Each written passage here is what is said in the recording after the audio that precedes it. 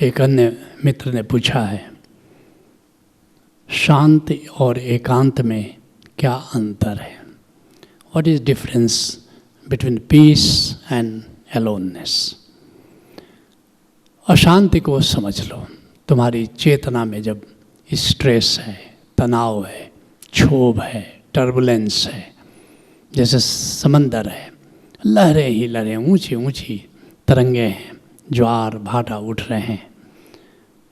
क्यों उठ रहे हैं?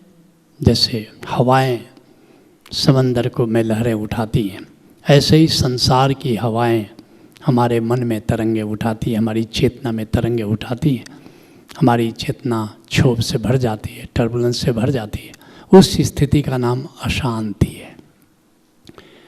लेकिन कभी कभी समंदर को देखते हुए शांत हो जाता है, क्योंकि वो संसार बाहर की हवाओं से प्रभावित नहीं होता, या बाहर इतनी तेज हवा नहीं बहती। ठीक ऐसे ही कभी कभी ये तुम्हारा अनुभव होगा कि चित्त बड़ा शांत है। उस समय दो बातें हो सकती हैं। एक, बाहर की परिस्थितियाँ ऐसी नहीं है जो क्षोभ तुम्हारे भीतर पैदा करे। दूसरी स्थिति ये हो सकती है कि तुम बाहर की परिस्थितियों से इतने प्रभावित नहीं हो, ध्यान करके उठे हो, चित्त शांत है, या तुम्हारी चेतना में ऊर्जा का तल ऊपर है, तो चित्त शांत। शांत का मतलब है अब कोई क्षोभ नहीं है, कोई लहर नहीं है, कोई बेचैनी नहीं है। और शांति का अभाव शांति है। ऐसा भी कह सकते हो कि समंदर का सतह अब शांत है, समंदर के सतह पर कोई क्षोभ नहीं है। लेकिन हर समय तुम पाओगे कि समंदर की थोड़ी सी गहराई में जाओ, वहाँ लहरें नहीं होती हैं। अंडमान निकोबार में गया था, वहाँ ग्लास बोट पर आने जाने का मौका मिला, तो झांक करके वे तलहटी को मैं देखता था, वहाँ कोई लहर नहीं थी। थोड़ी देर तक ऊपर 2 मीटर, 3 मीटर, 4 मीटर, 5 मीटर, बस उसके नीचे कोई लहर नहीं। बल्कि मुझे आश्चर्य हुआ कि नीचे कोरल रीफ्स दिख रहे थे, कोरल में गुफाएं दिख रही थी, और वहाँ पर मछलियाँ बड़े इत्मीनान से विहार कर रही थीं। पहले मैं सोचता था कि ये मछलियाँ अंडा कहाँ देती हैं और फिर अपने बच्चों को ढूंढती कहाँ इन लहरों में। लेकिन मैं देख करके दंग रह गया, हैरान रह गया कि नीचे तो कोई लहर है ही नहीं, कोई प्रवाह है ही नहीं। बिल्कुल जैसे अपने घरों में हम रहते हैं वैसे मछलियाँ अपने घर में रह रही हैं। तो ये जो ऊपर की जो लहर, जो ऊपर समंदर के जल की सतह पर शांति होती है, जहाँ पर लहरें ज़्यादा नहीं है। लेकिन एकांत का क्या अर्थ है? अब तुम अपनी चेतना में और अंदर गए, जहाँ पर कि लहरें तो नहीं है।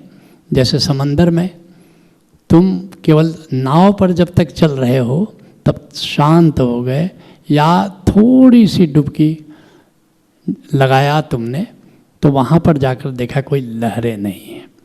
लेकिन अब वहाँ पहुँच गए, थोड़ी गहराई में पहुँच गए, जहाँ तुम समंदर में होने का मज़ा ले रहे हो। जरा सबमरीन में, पनडुब्बी में जरा अंदर चले गए तो वहाँ तुम अपनी आत्मा का मज़ा लेने लगे, आत्मा में तृप्ति का मज़ा लेने लगे, अपने एलोननेस का मज़ा लेने रहे।